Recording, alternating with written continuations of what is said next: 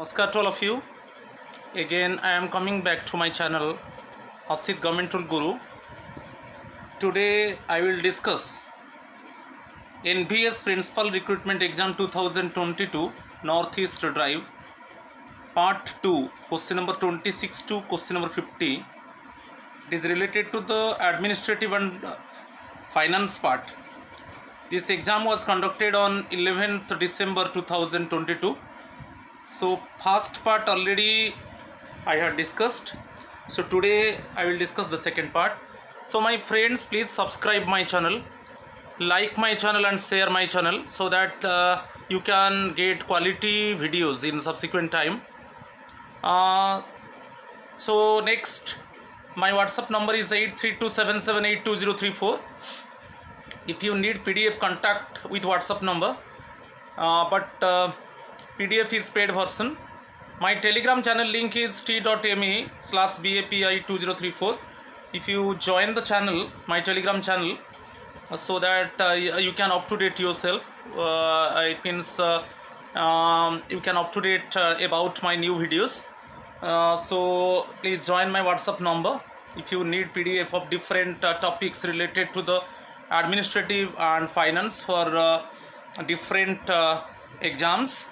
So I do not want to waste more time. Now I am going to discuss the part 2, question number 26 to question number 50. Basically in NVS principal exam, especially Northeast Drive, it is the second part. So you see, question number 26.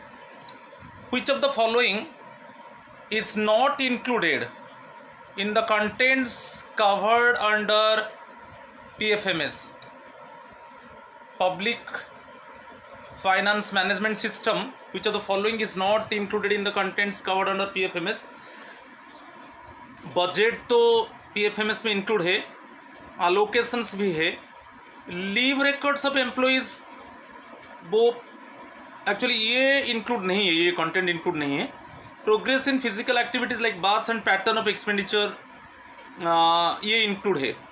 तो जो public financial management system है उसमें हम जानते हैं कि अभी basically central government departments and state government departments, it means all type of payments made through PFMS. So it is also direct benefit transfer. So how much it means budget and its allocation for different areas, and how much expenditure, how much money left. So everything, it means the office can collect information. It means authority, the authority who has financial delegation power. It means basically they can detect everything. But leave records of employees, it is not the content covered under public financial management system. So यहाँ पर जो option 3 है वो correct answer है, right. चलो question number 27. यहाँ पर एक क्वेश्चन है, a principal of a residential school admonishes a plumber who commits suicide. The wife of the plumber files a case against the principal for instigating her late husband to commit suicide. The principal takes the plea that the plumber was negligent in his duties, and whatever the principal did was in bona fide discharge of his duties. He thus requests the authority to protect him in the court of law, or at least permit him to defend himself. He, however, hears nothing. After how much time he can presume the permission of the government to defend himself? ये तो ये paragraph को fast समझ लो कि basically एक plumber ने suicide कर लेता है, और उसका जो वाइफ है वो बोलता है कि जो वजह है, जो कारण है, मेन रीज़न है कि basically due to the instigation of the principal basically he commits suicide. तो उसके बाद क्या हुआ, बेसिकली द प्रिंसिपल अथॉरिटी को रिक्वेस्ट किया to protect him in the court of law, और at least permit him to defend himself. तो वो अथॉरिटी को रिक्वेस्ट किया इसको प्रोटेक्ट किया जाए कोर्ट ऑफ लॉ से, और वो खुद को भी डिफेंड कर सके, मगर ये नहीं हुआ. तो वो क्वेश्चन ये पूछा है कि after how much time then he can presume the permission of the government to defend himself. कितना टाइम के बाद वो गवर्नमेंट का परमिशन लेगा उसको डिफेंड करने के लिए, कि ये तो मेरा रोल है कि मैं चाहता हूँ कि प्लम्बर ठीक से काम करेगा, तो कभी कभी काम गलत होता है तो मैं बोल दिया, इसके वजह से ये एक वजह नहीं है कि उसका सुसाइड का वजह नहीं है, तो मैं डिफेंड करना चाहता हूँ। मगर जो अथॉरिटी नहीं सुना तो कितना टाइम के बाद वो गवर्नमेंट का परमिशन लेगा कि खुद को डिफेंड करने के लिए। तो बेसिकली इसका 4 ऑप्शन है, 30 days, 60 days, 90 days and he has to wait indefinitely. आपको आफ्टर 90 डेज, जो ऑप्शन 3 है वो करेक्ट आंसर है। यदि अथॉरिटी नहीं सुना तो 90 डेज के बाद वो ये प्रेज्यूम किया जाए कि गवर्नमेंट का वो परमिशन लेगा खुद को डिफेंड करने के लिए, ठीक है। तो option 3 is the correct answer. चलो क्वेश्चन नंबर 28 को चलेंगे। Question number 28, what is the value of procurement up to which GeM portal shall be utilized through any of the available suppliers on the GEM meeting requisite quality specification and delivery period। हम जानते हैं कि GEM portal में up to 25,000, ठीक है, answer तो 2 है, up to 25,000 तक हम एनी रजिस्टर्ड सप्लायर से प्रोक्योर कर सकते हैं। बेसिकली जो प्रोक्योरिंग एंटिटी है वो एनी रजिस्टर्ड सप्लायर से प्रोक्योर कर सकता है if the worth of the goods or value of the goods is up to ₹25,000। Okay, वो रिक्विजाइड क्वालिटी, स्पेसिफिकेशन, डिलीवरी पीरियड इसको चेक करेगा, और जो वैल्यू ऑफ द गुड्स है कि जो वर्थ ऑफ द गुड्स है इट इज़ अप टू ₹25,000, वो कोई भी रजिस्टर्ड सप्लायर से requisite quality, specification and delivery period को चेक करके वो खरीद सकता है। और थोड़ा कुछ एक्स्ट्रा इन्फॉर्मेशन दे देता हूँ। More than 25,000 up to 5 lakh यदि वर्थ ऑफ द गुड्स होता है तो इसमें वो एटलीस्ट 3 रजिस्टर्ड सप्लायर्स, ओके, तो एटलीस्ट 3 रजिस्टर्ड सप्लायर्स को वो चूज करेगा। कितना worth of the goods is more than 25,000 up to 5 lakh, so वो एटलीस्ट मिनिमम 3 रजिस्टर्ड सप्लायर्स को चूज करेगा, और उनका जो गुड्स का क्वालिटी है, स्पेसिफिकेशन है, डिलीवरी पीरियड है, सब चेक करेगा। उनका क्या फाइनेंशियल स्टेबिलिटी है, उनका क्या पास्ट रिकॉर्ड है।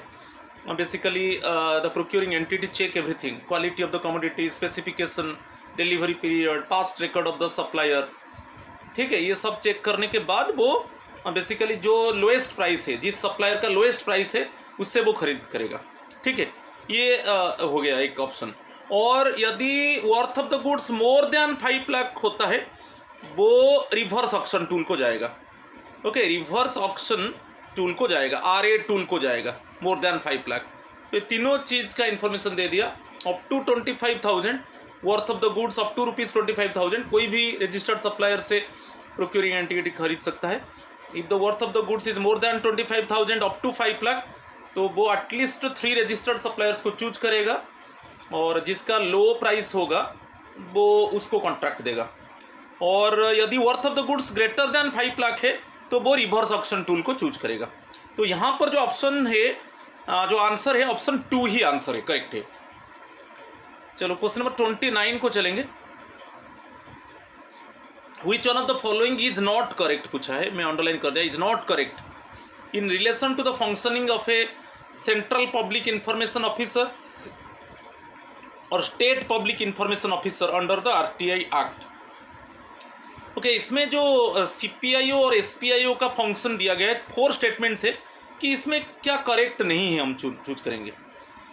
ही is not required to render reasonable assistance to a person for reducing his request in writing, ये गलत है। मैं थोड़ा आपको हेल्प मैंने बता देता हूँ कि जो सेंट्रल पब्लिक इंफॉर्मेशन ऑफिसर और स्टेट पब्लिक इंफॉर्मेशन ऑफिसर कभी कभी क्या है, जो बेसिकली वो किसको हेल्प करता है कि जो पर्सन एक्चुअली RTI डाला है, जिसको इन्फॉर्मेशन चाहिए, कभी कभी क्या है वो CPIO और SPIO उसको असिस्ट करते हैं, ठीक है, उसको असिस्ट करते हैं कि कैसे राइटिंग होगा। वो जो इन्फॉर्मेशन मांग रहा है, कभी कभी वो इग्नोरेंट है, वो कैसे इन्फॉर्मेशन मांगेगा, तो इस केस में CPIO और SPIO उसको हेल्प करते हैं। तो वही ही यहाँ पर क्या हेल्प नहीं करेंगे, यहाँ पर दिया है he is not required to render reasonable assistance to a person for reducing his request in writing. नहीं, यहाँ पर बॉस कभी कभी क्या है, कुछ पर्सनस एक्चुअली वो इग्नोरेंट है, वो नहीं जानते कि इंफॉर्मेशन कैसे मांगा जाएगा। Basically some people they need information, so they do not know actually how to basically write down the fact. So in that case actually CPIO और SPIO they extend help, right? तो ये जो दिया है ये गलत है। तो सेकेंड स्टेटमेंट क्या है, ही cannot withhold the information if that is allowed under the act. Act में क्या है, वो इंफॉर्मेशन को विथहोल्ड नहीं कर सकता CPIO और SPIO। ये तो करेक्ट है, ये एक्चुअली करेक्ट है, वो विथहोल्ड नहीं कर सकता। इसको इन्फॉर्मेशन देना है जो लिमिटेड टाइम पीरियड है, जैसे CPIO SPIO उनको 30 डेज के अंदर, जिस डेट में इन्फॉर्मेशन मांगा गया 30 डेज के अंदर उनको इन्फॉर्मेशन देना है। इन्फॉर्मेशन को विथहोल्ड नहीं किया जा सकता। He can reject the information which is admissible under the act but prohibited by the public authority. ये भी करेक्ट है, ठीक है।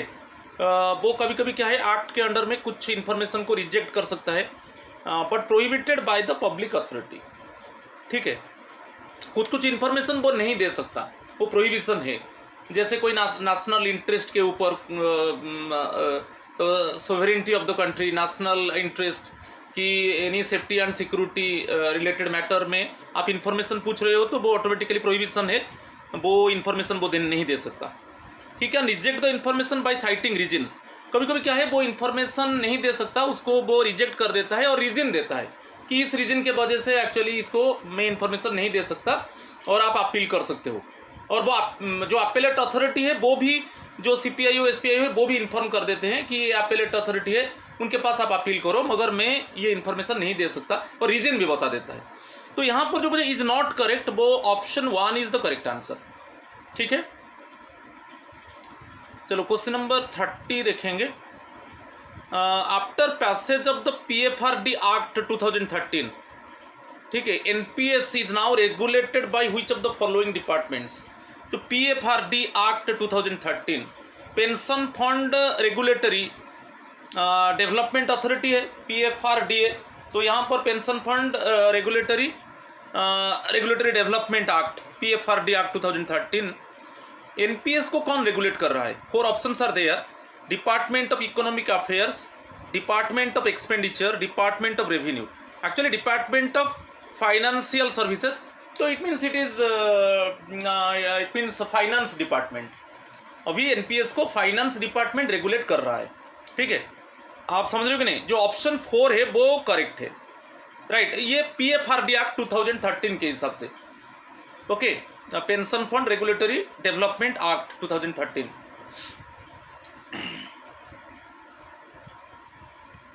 राइट, चलो क्वेश्चन नंबर 31 को चलेंगे।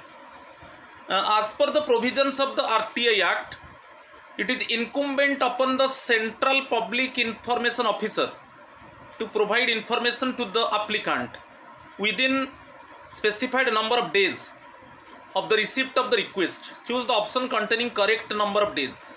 जब आप कोई इन्फॉर्मेशन आपको चाहिए, आप जब अप्लाई किया और सेंट्रल पब्लिक इंफॉर्मेशन ऑफिसर वो रिक्वेस्ट को रिसीव किया, वो कितना दिन के अंदर वो एक्चुअली आपको इन्फॉर्म करेगा। आपको यहाँ पर जो क्वेश्चन पूछा है कि central public information officer accept the receipt of the request, accept the receipt of the request on a particular day, okay, on particular day में वो रिक्वेस्ट को एक्सेप्ट किया, तो उससे कितने दिन के अंदर वो एक्चुअली इन्फॉर्मेशन देगा। Actually 4 options are there: 30 days, 45 days, 60 days, 90 days. ये 30 डेज है। जिस डेट में वो रिक्वेस्ट को रिसीव करेगा CPIO, central public information officer, वो उसका 30 डेज के अंदर वो इसको इन्फॉर्मेशन देना है। यहाँ पर और कुछ इन्फॉर्मेशन मैं दे देता हूँ। यदि असिस्टेंट सेंट्रल पब्लिक इंफॉर्मेशन नहीं है, assistant central public information officer है, तो वो जब रिक्वेस्ट को एक्सेप्ट करेगा तो वो 35 डेज के अंदर उसको बेसिकली इंफॉर्मेशन देना है, ठीक है। तो CPIO को 30 डेज के अंदर, असिस्टेंट हो गया, assistant central public information 35 days.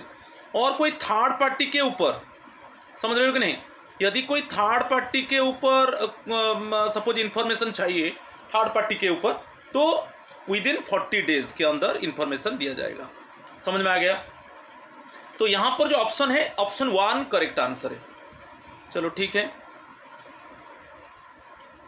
Next question donation के ऊपर पूछा है। Donation to which of the following institution is eligible for 100% deduction under section 80G of income tax act.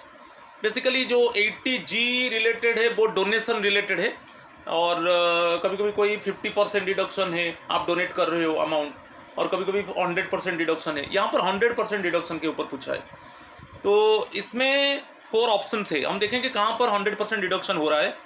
Jawaharlal Nehru fund ये नहीं है, इंदिरा गांधी मेमोरियल ट्रस्ट नहीं है, राजीव गांधी फाउंडेशन नहीं है, national foundation for communal harmony. यदि आप डोनेट कर रहे हो national foundation for communal harmony related matter में, तो आप जो भी डोनेट करोगे वो सेक्शन 80G में पूरा 100% वो डिडक्ट हो जाएगा। ठीक है, 100% डिडक्शन वो हो जाएगा, डायरेक्टली वो माइनस हो जाएगा। तो यहाँ पर आपको याद रखना है national foundation for communal harmony. कोई भी जो राजीव गांधी फाउंडेशन है कि इंदिरा गांधी मेमोरियल ट्रस्ट है कि जवाहरलाल नेहरू फंड है, उसमें 100% डिडक्शन नहीं है। ठीक है, तो यहाँ पर जो है ऑप्शन 4 करेक्ट आंसर है। ठीक है, चलो चलेंगे क्वेश्चन नंबर 33। 33 में दिया है in which of the following cases option for finalisation of pay from the date of next increment in the existing level is not admissible. जो क्वेश्चन पूछा है ऑप्शन फॉर फाइनलाइजेशन ऑफ पे, ये finalization pay related question है। From the date of next increment in the existing level is not admissible. कहाँ पर admissible नहीं है? जो पे फिक्सेशन होगा नेक्स्ट इंक्रीमेंट डेट से, तो कहाँ पर वो एडमिसिबल नहीं है। समझ में आ रहा है कि नहीं? जो नेक्स्ट इंक्रीमेंट आपका है उसी में आपका पे जो फाइनलाइजेशन होगा वो, इस केस में कौन सा केस में वो नहीं होगा? Regular promotion to a higher level, तो इसमें क्या है, जब जो फाइनलाइजेशन ऑफ पे है वो नेक्स्ट इंक्रीमेंट डेट में फाइनल होगा।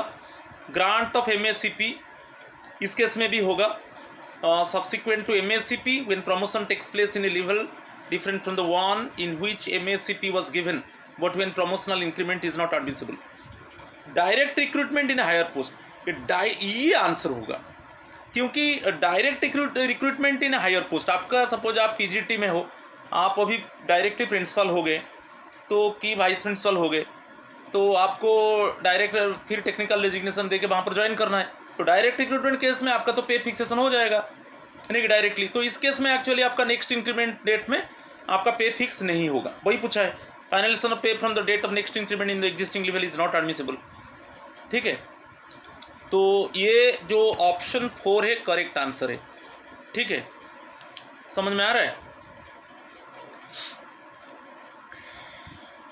चलो ठीक है, फिर चलेंगे नेक्स्ट क्वेश्चन को, क्वेश्चन नंबर 34 को चलेंगे। ये LTC रिलेटेड क्वेश्चन है। Which one of the following is not आज पर द कंडीशंस। आजकल जो क्वेश्चन आ रहा है ना, आपको थोड़ा समझना है कहाँ पर करेक्ट है, कहाँ पर इनकरेक्ट है, कहाँ पर suppose it is not as per the condition, ऐसे क्वेश्चन पूछ रहा है, तो उसको आपको फोकस करना है। तो यहाँ पर एक क्वेश्चन देखिए, which one of the following is not as per the conditions given in CCS LTC rules in so far as the availing of LTC facility for an escort accompanying a single handicapped government servant is concerned। Single handicapped government servant है, उसको एक escort चाहिए। जब वो LTC avail करेगा उसको एक escort चाहिए। तो उसमें क्या जो कंडीशन है, इसमें एक कंडीशन नहीं है। इसमें 4 ऑप्शंस दिया है, उसमें मैं जो समझ रहा हूँ कि 3 कंडीशंस है। ठीक है, मगर एक कंडीशन नहीं होगा, तो वही नहीं होगा, तो वही आंसर होगा, is not as per the conditions.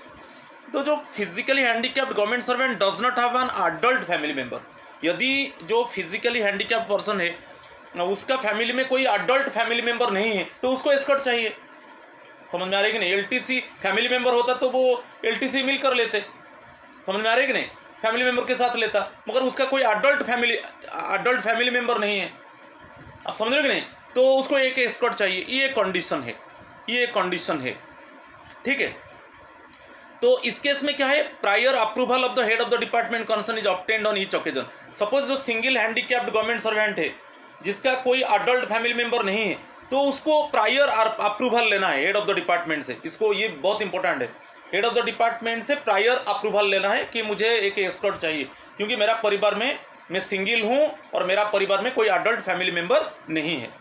तो ये भी एक कंडीशन है। थर्ड जो ऑप्शन है, the government servant and the escort do not avail of any other concession in the rail और bus fare as might be extended by railways और roadways authorities in such cases. नहीं, railway तो ये एक condition नहीं है। Okay, क्या है, the government servant and the escort do not avail. क्यों अवेल नहीं करेंगे? यदि कोई कंसेशन है रेल और बस फेयर में, कोई कंसेशन है, वो अवेल करेंगे as usual. The government servant and the escort do not avail of any other concession in the rail और bus fare as might be extended by railways और roadways authorities in such cases. वो avail करेंगे, क्यों नहीं avail करेंगे? तो ये condition नहीं है। Next one, any other person who is entitled to LTC does not accompany the handicapped government servant on the journey. ये भी एक कंडीशन है। आप जानते हो, सपोज कोई आदमी वो LTC ले रहा है, वो LTC के लिए एंटाइटल है, तो वो एस्कॉर्ट नहीं बन सकता। तो ये 3 कंडीशन को आपको देखना है। जो फिजिकली हैंडीकैप्ड, जो सिंगल हैंडीकैप्ड गवर्नमेंट सर्वेंट है, उसका फैमिली मेंबर में कोई अडल्ट पर्सन नहीं है, समझ में आ रहा है, तो उसको एस्कॉर्ट चाहिए। तो वो अप्रोच करेगा हेड ऑफ द डिपार्टमेंट। तो हेड ऑफ द डिपार्टमेंट का अप्रूवल लेना है। और जो एस्कॉर्ट होगा, ये नहीं हो सकता, जो आदमी LTC के लिए एंटाइटल है वो एस्कॉर्ट नहीं हो सकता। समझ में आ रहा है? तो 1 to 4 एक्चुअली कंडीशन है, मगर जो ऑप्शन 3 है वो कंडीशन नहीं है, वही पर is not as per the condition. तो यहाँ पर आपको आंसर मिल गया। तो answer is option 3। Answer is option 3। समझ में आ रहा है? चलो, क्वेश्चन नंबर 35। यहाँ पर एक ऑनोरारियम के ऊपर क्वेश्चन पूछा है।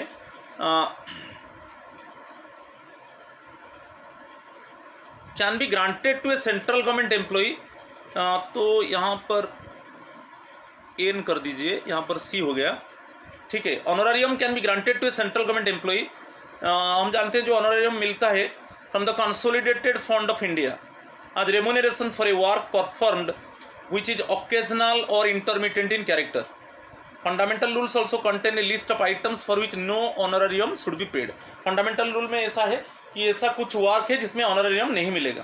बेसिकली ऑनोरारियम जो स्पेशल वर्क होता है ऑकेजनली, ऑकेजनली एक्चुअली यदि कोई गवर्नमेंट सर्वेंट स्पेशल वर्क करता है ऑकेजनली, तो उस केस में उसको ऑनोरारियम मिलेगा। और जो ऑनोरारियम जो मिलेगा, वो जो रिसीव करेगा, वो बेसिकली रिलीज होता है कंसोलिडेटेड फंड ऑफ इंडिया, ठीक है। कंसोलिडेटेड फंड ऑफ इंडिया की consolidated fund of the state government की consolidated fund of the union territory, ठीक है। यहाँ पर हम एक ऑप्शन चूज करेंगे, identified the loan item from the following list for which honorarium can be paid. ऐसा एक आइटम को आप चूज करो। यहाँ पर just you choose one item that in that case actually honorarium can be paid. Work relating to the reviewing and weeding of old records, नहीं, इसमें नहीं होगा, ये तो as usual work है। For forming a specified service for a body administering a local fund without detriment to his official duties and responsibilities, इसमें honorarium मिलेगा। क्योंकि यहाँ पर क्या है, आप एक लोकल फंड जो है, ओके, लोकल फंड में एक स्पेशल सर्विस दे रहे हो। एक concern government employee local fund जो एडमिनिस्टरिंग है लोकल फंड बॉडी में, तो बेसिकली लोकल फंड बॉडी में वो एक स्पेसिफाइड सर्विस दे रहा है और उसमें उसका ऑफिशियल जो ड्यूटीज रेस्पॉन्सिबिलिटीज है वो हम पर नहीं हो रहा है, तो इस केस में उसको ऑनरेरियम मिलेगा। डीलिंग विथ पार्लियामेंट क्वेश्चंस, ये तो एज यूजुअल वर्क है कंसर्न गवर्नमेंट एम्प्लॉई का। Work relating to celebration of anniversaries of setting up of autonomous bodies under ministries या डिपार्टमेंट्स, ये नहीं है। तो बेसिकली जो ऑप्शन 2 करेक्ट आंसर है, ठीक है, क्योंकि ऑनरेरियम बेसिकली आप कुछ स्पेशल वर्क कर रहे हो और जिसके वजह से आपका ऑफिशियल ड्यूटीज एंड रिस्पॉन्सिबिलिटीज हम पर नहीं हो रहा है और उस समय आप गवर्नमेंट का परमिशन लेना है आपको, ठीक है। तो कोई लिटरेरी एक्टिविटीज़ है, कोई स्पोर्ट्स अमेचर है और कोई लोकल बॉडी है कि कोई कोऑपरेटिव सोसाइटी में आप हेल्प करते हो, ठीक है, कोई स्पेसिफाइड सर्विस में ऑकेजनली आप काम करते हो, तो इसमें आपको ऑनरेरियम मिलेगा। तो यहाँ पर जो ऑप्शन 2 है वो करेक्ट आंसर है, ठीक है। चलो क्वेश्चन नंबर 36 को देखेंगे। Controller general of accounts CGA,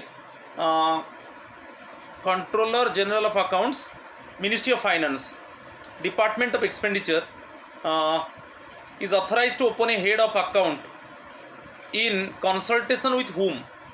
तो controller general of accounts, ministry of finance, department of expenditure is authorized to open a new head of account in consultation with whom? यदि वो कोई new head of account open करेंगे तो किसके साथ consult करेंगे? CGA, ministry of finance की department of expenditure, ministry of finance, department of expenditure authorize to open a new head of account in consultation. 4 options are there. Central vigilance commission नहीं है, controller and auditor general of India CGA, ये correct होगा।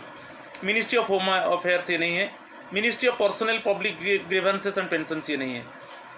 ठीक है, तो यहाँ पर जो आप आंसर है ऑप्शन 2 करेक्ट है, controller and auditor general of India. समझ में आ रहा है? ऑप्शन 2 करेक्ट है। चलो क्वेश्चन नंबर 37 को चलेंगे। What is the time line, यहाँ पर टाइम लाइन पूछा है, prescribed for crediting the account of A contractor through PFMS after issue of consignee receipt and accepting certificate, CRSC, consignee receipt and accepting certificate in case bill is not return by the PAO। Suppose कोई contractor को basically ये issue हो गया, consignee receipt and accepting certificate issue हो गया, मगर वो bill return नहीं हुआ। ये जो PAO है ना, वो पे एंड अकाउंट्स ऑफिस है, ये पे एंड अकाउंट्स ऑफिसर PAO जो एक्चुअली उसका अप्रूवल चाहिए। सर्टिफिकेट इशू हो गया मगर वो बिल एक्चुअली रिटर्न नहीं हुआ, वो बिल को एक्सेप्ट कर लिया PAO, पे एंड अकाउंट्स ऑफिसर। ठीक है, तो इस केस में कितना दिन के अंदर एक्चुअली उसका अकाउंट में through PFMS, through public financial management system, उसका अकाउंट, कॉन्ट्रैक्टर का अकाउंट में पैसा जमा हो जाएगा, मनी क्रेडिट हो जाएगा। तो यहाँ पर जो है option 3 working days, 4 working days, 5 working days, 7 working days. Answer is option 3, 5 working days. आप समझ रहे हो कि नहीं? CRSC इशू हो गया, consignee receipt and accepting certificate issue हो गया और वो भी अप्रूव कर दिया पे एंड अकाउंट्स ऑफिसर। तो उस केस में कितना दिन के अंदर एक्चुअली उसका जो कॉन्ट्रैक्टर का अकाउंट में मनी क्रेडिट हो जाएगा थ्रू PFMS? तो 5 वर्किंग डेज। वर्किंग डेज को मत भूलना, 5 working days. Option 3 is correct answer. तो क्वेश्चन नंबर 38 को चलेंगे। ये एक मेडिकल अटेंडेंस रिलेटेड क्वेश्चन है। Consider the following statements in the light of the provisions content in the central services medical attendance rules. MA rules के ऊपर देखेंगे, MA rules 1944 to determine the status of an officer. तो यहाँ पर क्या देखेंगे? Correct statement देखेंगे। 3 statements given, हम करेक्ट स्टेटमेंट देखेंगे। To determine the status of an officer, the actual pay he is drawing at the time he falls ill should be taken into account. ये correct है। आपका status क्या है, officer का status क्या है, उसका जो एक्चुअल पे है ना, बेसिक पे, उसको देखा जाएगा। आपका बेसिक पे हिसाब से आपको ऑफिसर का स्टेटस देखा जाएगा, उसके हिसाब से आपको बेड फैसिलिटी मिलेगा। जब आप suppose you suffer in ill condition, at that time actually on the basis of basic pay है ना, the status of the officer can be assigned. तो आपको कौन सा बेड मिलेगा, चाहे आपको किस तरीके का बेड फैसिलिटी आपको मिलेगा, इससे पता चलेगा। ये करेक्ट है। For the purpose of determination of the status of an officer under suspension, वो पूछा है। For the purpose of determination of the status of an officer under suspension, the actual pay he was drawing when the chargesheet was issued to him should be taken in account. ये गलत है, ये नहीं है। आप under suspension time में जब आप सस्पेंड हुए उसी समय क्या आपका पे था, मगर यहाँ पर दिया है कि आपका पे चार्जशीट नहीं, चार्जशीट नहीं है, आपको चार्जशीट दे दिया गया, चार्जशीट के बाद आप जवाब दोगे ना। चार्जशीट आपको दिया गया, चार्जशीट जब आपको रिसीव किया, when the charge officer receive the chargesheet, then within 15 days actually he और she can give representation to defend himself और हरसेल्फ। आपको जवाब देना है। फिर जब आपका सस्पेंशन हो गया, आपको सस्पेंशन ऑर्डर मिला, जब आपको सस्पेंशन ऑर्डर मिला तब आपका पे क्या था उसको लिया जाएगा। मगर यहाँ पर दे दिया कि चार्जशीट टाइम में आपका जो पे था उसको लेकर आपका स्टेटस को डिटेक्ट किया जाएगा। ये तो गलत है। आपको क्लियर बता दिया क्या है इसमें। जब आपको सस्पेंड ऑर्डर मिला तो सस्पेंशन ऑर्डर मिला और सस्पेंशन पीरियड इफेक्टिव हुआ, तो जब इफेक्टिव स्टार्ट हुआ उस समय आपका पे क्या था, समझ में आ रहा है कि नहीं? उस समय आपका पे क्या था जस्ट बिफोर सस्पेंशन। जब सस्पेंशन पीरियड इफेक्टिव हो गया तो आपको सब्सिस्टेंस अलाउंस मिलेगा। तो जस्ट जब सस्पेंशन पीरियड इफेक्टिव हुआ उसके पहले जस्ट उसका बिफोर आपका क्या पे था उसके हिसाब से आपका स्टाटस को डिटेक्ट किया जाएगा। तो ये गलत है। और थर्ड जो है देखेंगे स्टेटमेंट सी को, इन द केस ऑफ री एम्प्लॉयड पेंशनर्स, यहाँ पर री एम्प्लॉयड पेंशनर्स के ऊपर पूछा है। तो पेंशन अलोंग विथ पे, पेंशन अलोंग विथ पे should be the basis for determining the grade for the purpose of medical attendance and treatment, ये करेक्ट है। तो री एम्प्लॉयड पेंशनर्स के लिए पे, पेंशन अलोंग विथ पे, उसके हिसाब से आपका स्टेटस को डिटेक्ट किया जाएगा, ये करेक्ट है। तो यहाँ पर जो करेक्ट आंसर वही पूछा है, correct statements A and C correct है, तो option 3 is the correct answer, right. बहुत इंपॉर्टेंट क्वेश्चन था। चलो क्वेश्चन नंबर 39 को चलेंगे। Where a government servant holding an ex cadre post is promoted or appointed regularly to a post in his cadre, promoted or appointed regularly to a post in his cadre, his pay in the cadre post will be fixed with reference to, x cadre post means आप deputation में चले गए कि आप का service foreign service है, चाहे आप डेपुटेशन में चले गए, आउटसाइड कैडर में चले गए, फॉरेन सर्विस में आउटसाइड कैडर में चले गए, वो एक्स कैडर पोस्ट है। जब आप डेपुटेशन में आउटसाइड कैडर को चले गए और उस समय आपका जो कैडर पोस्ट में आपका प्रमोशन हुआ, प्रमोटेड और appointed regularly to a post in his cadre, आप अभी एक्स कैडर पोस्ट में हो मगर आपका कैडर पोस्ट में आपका प्रमोशन हुआ, तो इस केस में आपका पे को कैसे फिक्स किया जाएगा, समझ में आ रहा है कि नहीं? ये क्वेश्चन पूछा है। His pay in the ex cadre post at the time of joining back, नहीं ये नहीं लिया जाएगा, ये गलत है। His pay in the cadre post at the time of his proceeding to the ex cadre post, his pay in the cadre post at the time of his proceeding to the ex, ये नहीं है। His presumptive pay in the cadre post which he would have drawn had he not gone on deputation, ये correct है।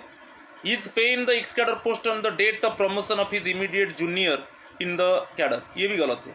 तो यहाँ पर जो question पूछा है कि आप अभी एक्स कैडर पोस्ट में हो, आपका कैडर पोस्ट में, एक्स कैडर पोस्ट आपको समझा दिया मैं, जब आप डेपुटेशन में आउटसाइड कैडर को जा रहे हो और उस समय आपका कैडर पोस्ट में आपका प्रमोशन हुआ, तो पे कैसे फिक्सेशन होगा?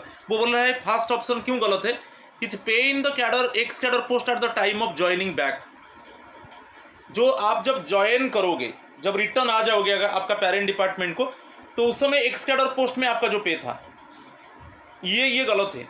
नेक्स्ट है his pay in the cadre post at the time of his proceeding to the ex cadre post, वो कैसे पे फिक्स होगा ना, जब आप प्रोसीड किए एक्स कैडर पोस्ट को तब आपका कैडर पोस्ट में जो पे था, ये तो गलत है। मगर स्टेटमेंट सी करेक्ट क्यों है? क्योंकि वो बोल रहा है कि जैसे हम ये मान लेंगे कि आप एक्स कैडर पोस्ट को नहीं गए, हम मान लेंगे एक प्रेजम्पटिव पे है, हम मान लेंगे कि आप एक्स कैडर पोस्ट में अभी काम नहीं कर रहे हो, जैसे कैडर पोस्ट में काम कर रहे हो, और आपका पे क्या है उसके हिसाब से आपका पे फिक्सेशन होगा। यदि आपका कैडर पोस्ट में प्रमोशन हो रहा है, यदि कब हो रहा है, जब आप एक्स कैडर पोस्ट में काम कर रहे हो, ठीक है। और फोर्थ ऑप्शन वही दिया है, his pay in the ex cadre post on the date of promotion of his immediate junior in the order, ये गलत है। तो ऑप्शन सी जो है ना वो करेक्ट आंसर है, तो ऑप्शन 3 करेक्ट आंसर है, ठीक है, ऑप्शन 3 करेक्ट आंसर है। ओके, स्टेटमेंट सी जो है वो करेक्ट है, ठीक है, राइट। चलो question number 40, in which of the following cases prior approval of the government will be necessary. एक अप्रूवल है, प्रायर अप्रूवल है, ओके, इंटीमेशन है, वो अलग अलग है। ये related to the conduct rule, CCS conduct rules 1964 है, रिलेटेड है क्वेश्चन। तो देखेंगे कहाँ पर prior approval, indirectly engaging in any trade और बिजनेस, इसमें तो प्रायर अप्रूवल चाहिए।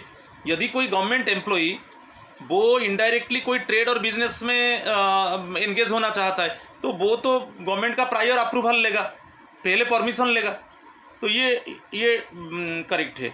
Negotiating for any other employment, इस केस में भी प्रायर अप्रूवल चाहिए। सपोज आप अभी कोई गवर्नमेंट एम्प्लॉय वो चाहता है कोई एडिशनल सपोज वो एम्प्लॉयमेंट लेना चाहता है और कहाँ पर वो काम करके पैसा अर्न करना चाहता है, नेगोशिएशन कर रहा है, तो ये तो प्रायर अप्रूवल चाहिए। ठीक है। Undertaking honorary work, honorary case में आपको ओनली इंटीमेट करना है, प्रायर अप्रूवल नहीं चाहिए। ऑनररी वर्क में ओनली इंटीमेट करना है। ठीक है।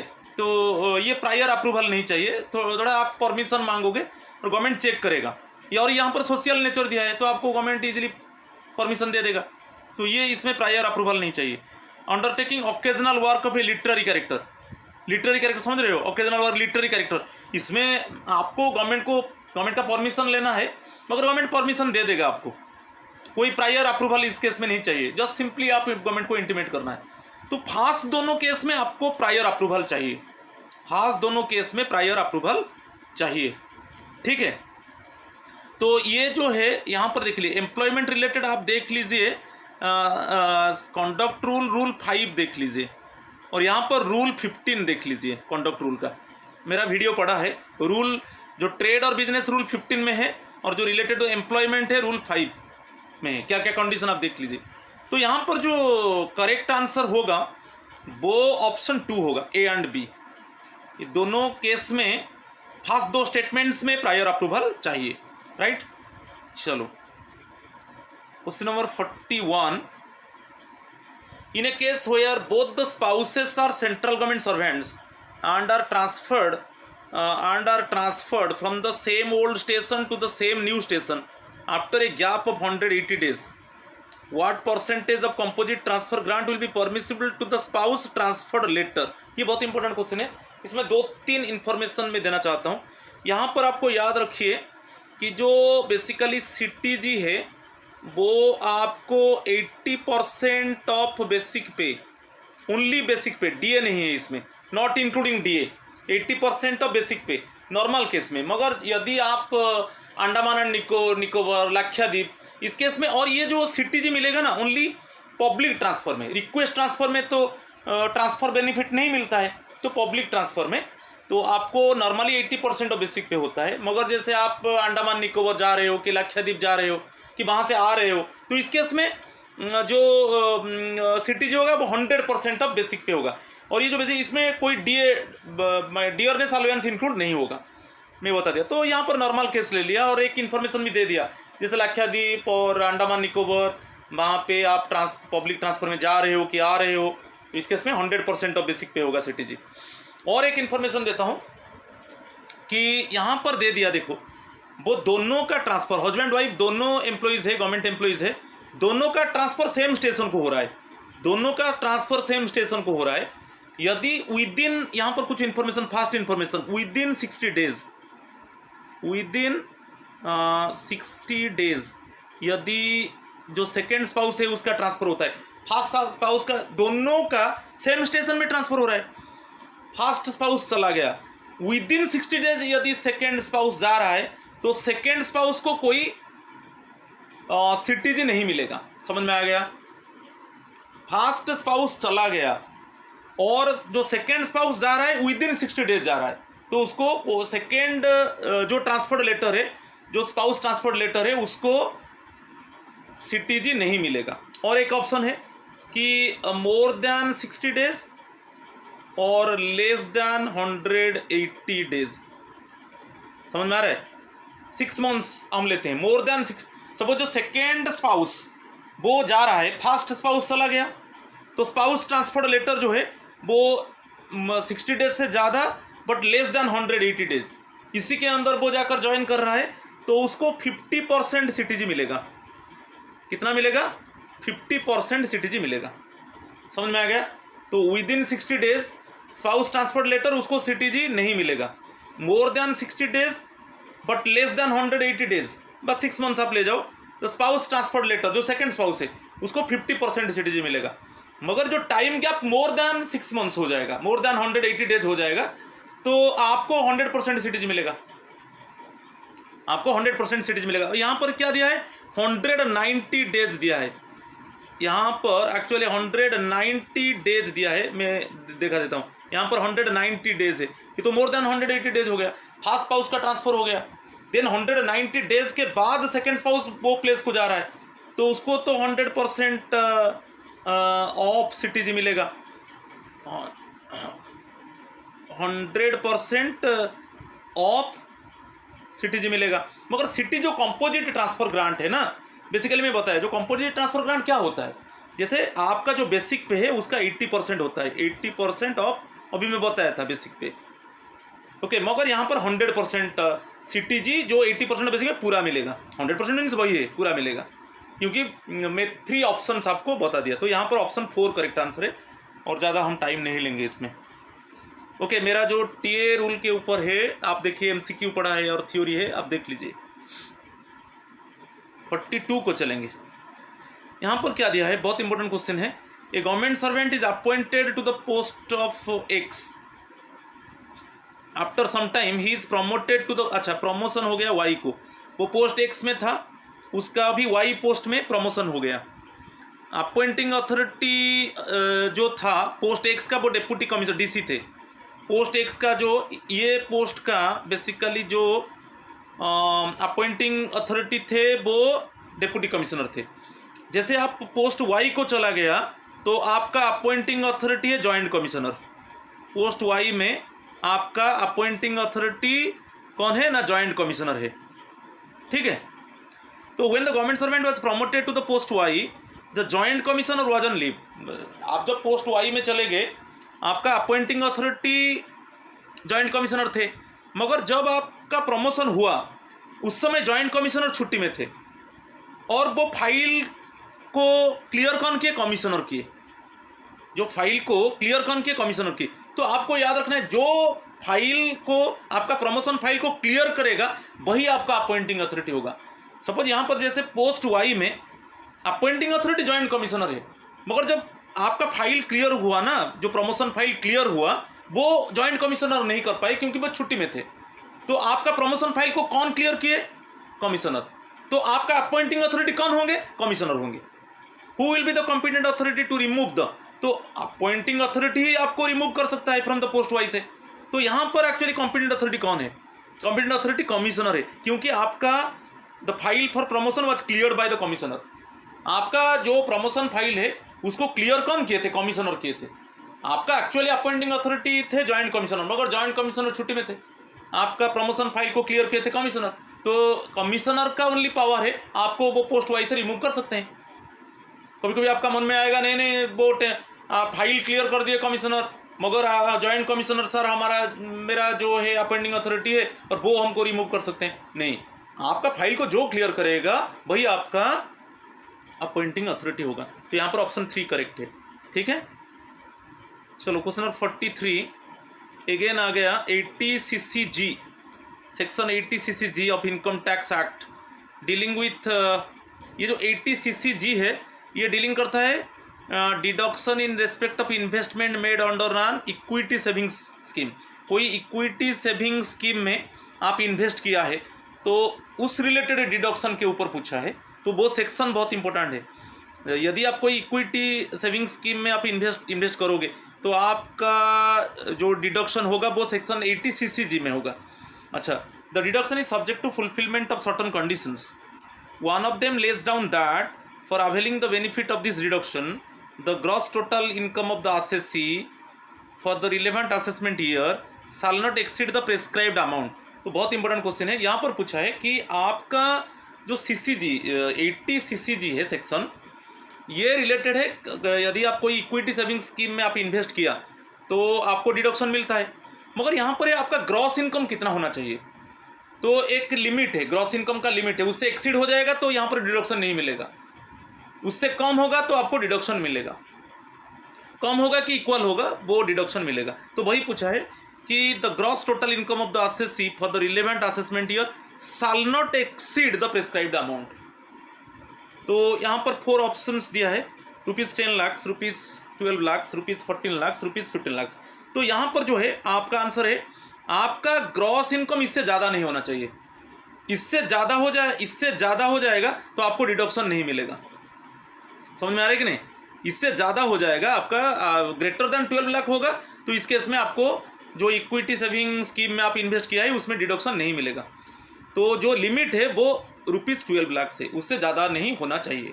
ठीक है, तो ऑप्शन 2 ही करेक्ट आंसर है। क्वेश्चन नंबर 44 देखेंगे। ये बहुत ही इजी क्वेश्चन है। आप डेफिनेशन ऑफ गुड्स रूल 143 देख लीजिए, GFR का, जनरल फाइनेंशियल रूल का, मेरा वीडियो पड़ा है। In the definition of goods which one of the following is not included? Software include है, बुक्स रिक्वायर्ड इन लाइब्रेरी ये इंक्लूड नहीं है डेफिनेशन ऑफ गुड्स में। इंडस्ट्रियल प्लांट है, लाइव स्टॉक है। आंसर मिल गया आपको। वही in the definition of goods which one of the following is not included, तो option 2 is not included. Option 2 is correct one. तो आप GFR जनरल फाइनेंशियल रूल 2017 का रूल 143 देख लीजिए। ठीक है, क्वेश्चन नंबर 45 को चलेंगे।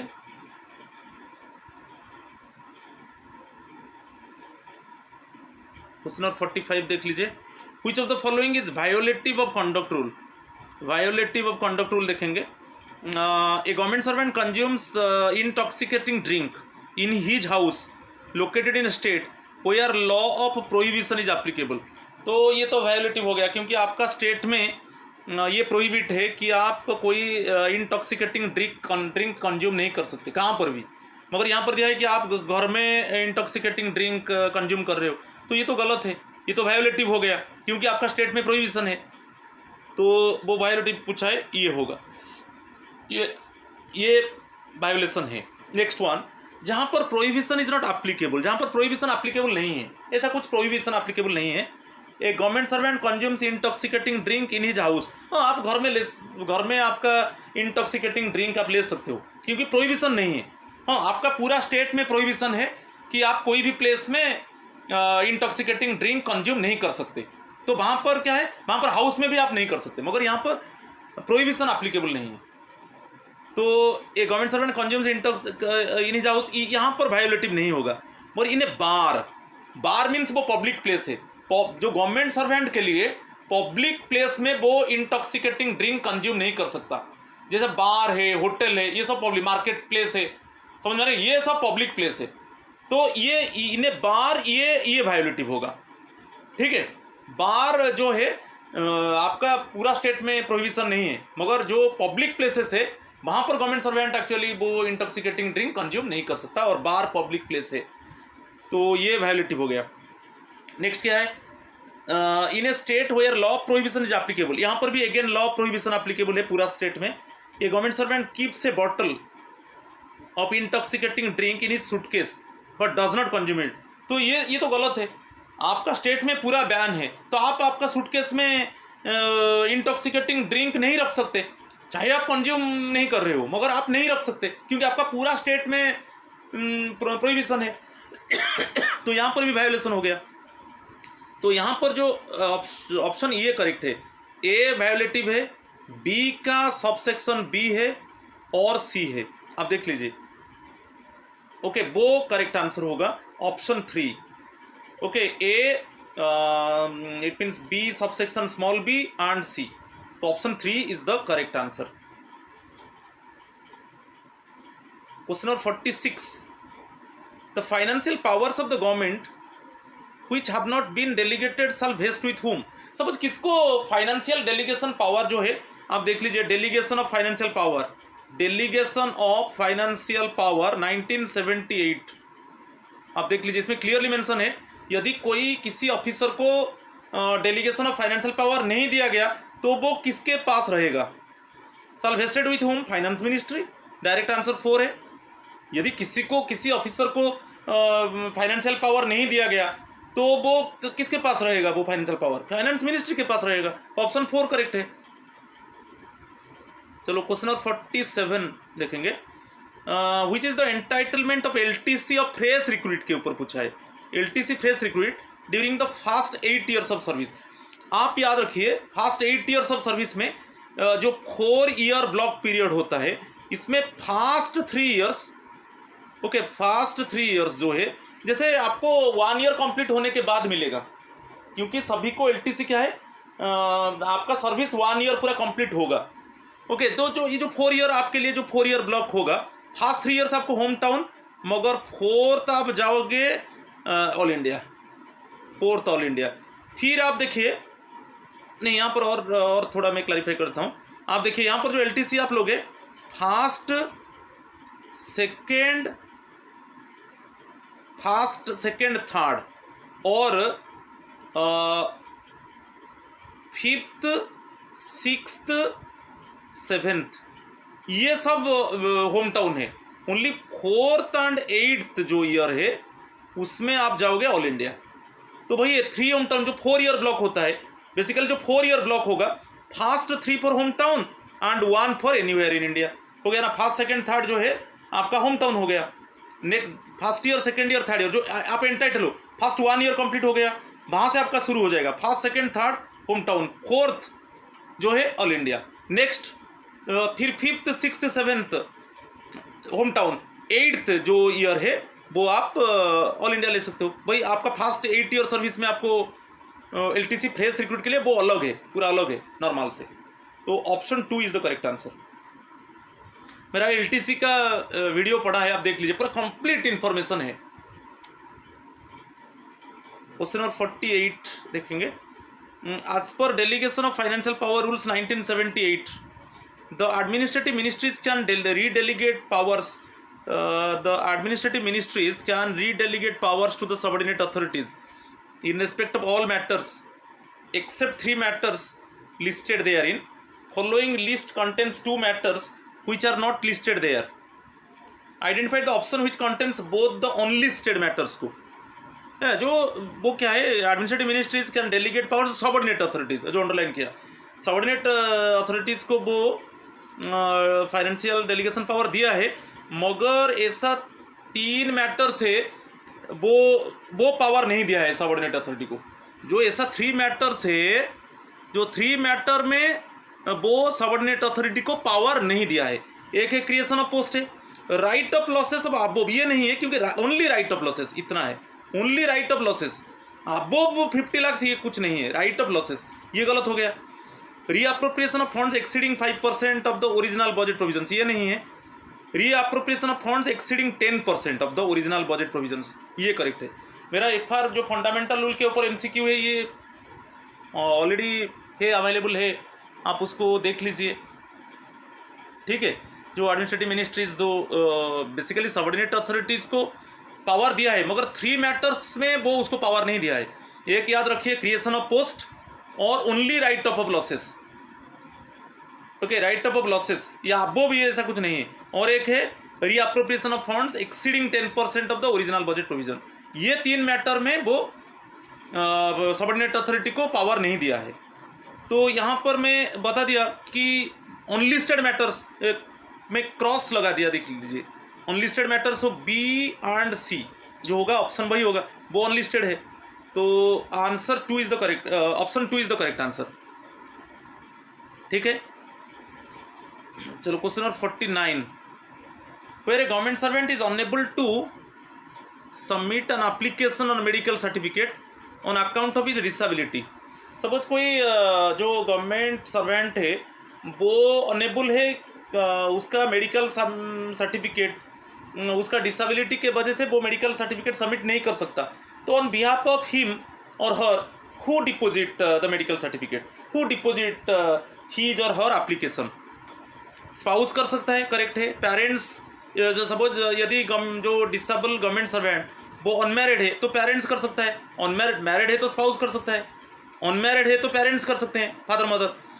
और कभी कभी स्पाउस नहीं है, मेजर सन और डॉटर कर सकते हैं, माइनर नहीं कर सकते, minor brother sister depend on the government servant and residing with him ये नहीं कर सकते।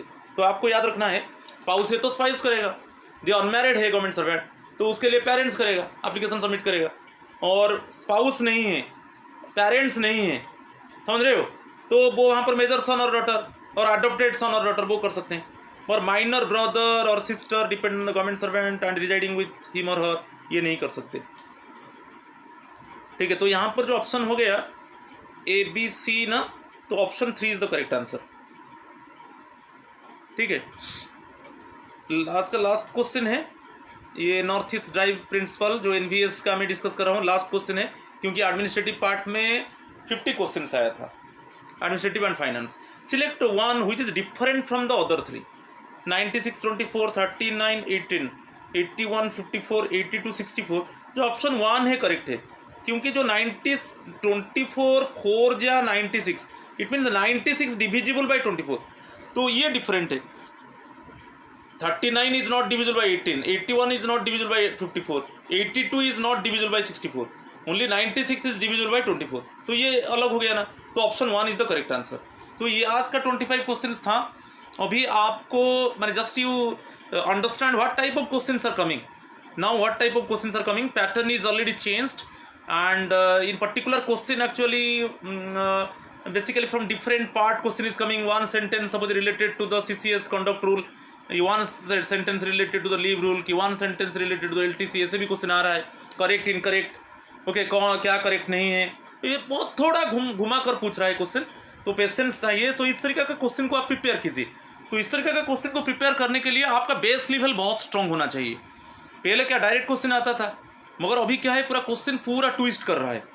तो एक क्वेश्चन में बेसिकली अलग अलग जो एडमिनिस्ट्रेटिव पार्ट है उसका क्वेश्चन डाल रहा है। तो पूरा बेस को स्ट्रांग कीजिए, थॉरोली आप रिवाइज कीजिए, थॉरोली रूल्स को आप रिमेंबर कीजिए, तो अब आपको इजी हो जाएगा। ठीक है, तो VS का मैं 4 पार्ट्स डाला जो डायरेक्ट प्रिंसिपल का, अभी NVS का नॉर्थ ईस्ट ड्राइव डाला, तो इसमें आपको पता चल जाएगा कि क्या क्वेश्चन पैटर्न है।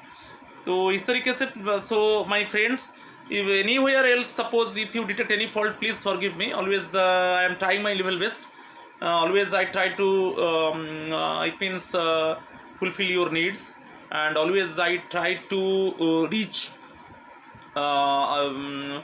to your expectation. So definitely I will bring some good videos in forthcoming time. So today thank you and namaskar to all of you.